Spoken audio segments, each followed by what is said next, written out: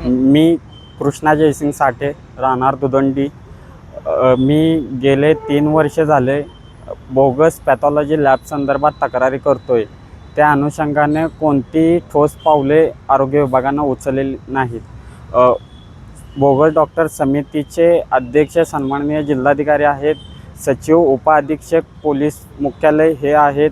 Police मुख्यालयातील सचिवांनी गेले 5 आदेश केलेले आहेत, परंतु त्याच्यावरती कोणतीही कारवाई न केल्यामुळे परवा 16 फेब्रुवारी 2026 रोजी डॉक्टर टेके क्लिनिक सांगली यांनी बोगस लॅब असल्याने तिथं HIV नसताना HIV पॉझिटिव्ह रिपोर्ट रुग्णास दिला.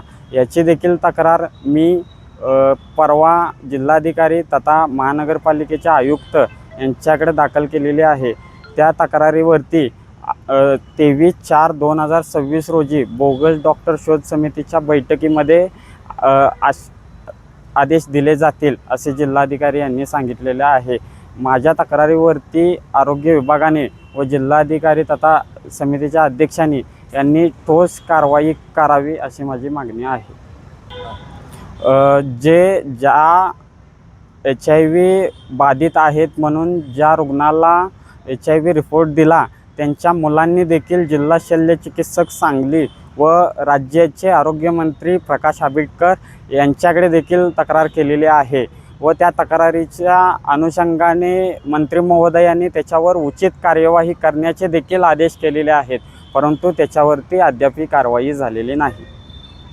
आमच्याकडे राष्ट्रीय अंधत्व निवारण योजनेअंतर्गत काही ऑपरेशन्स केले जातात. त्यामध्ये पेशंटचे सिरोलॉजी टेस्ट करणं गरजेचं असतं. त्यामध्ये एका पेशंटची सिरोलॉजी टेस्ट जी रॅपिड टेस्ट असते ती पॉझिटिव्ह आली, परंतु अशा केसेसमध्ये 5% पेशंटमध्ये फॉल्स पॉझिटिव्ह रिझल्ट येऊ शकतात आणि मग अशा केसेसमध्ये आम्ही पुढच्या कन्फर्मेटरी टेस्ट करायला पेशंटला सल्ला देतो आणि तसा सल्ला आम्ही पेशंटला आणि पेशंटच्या नातेवाईकांना दिलेला आहे की पुढच्या जी काही कन्फर्मेटरी टेस्ट आहे ती करणे गरजेचं आहे. त्यात कोणत्याही प्रकारचं हॉस्पिटल प्रशासनाचा निष्काळजीपणा नाही आहे.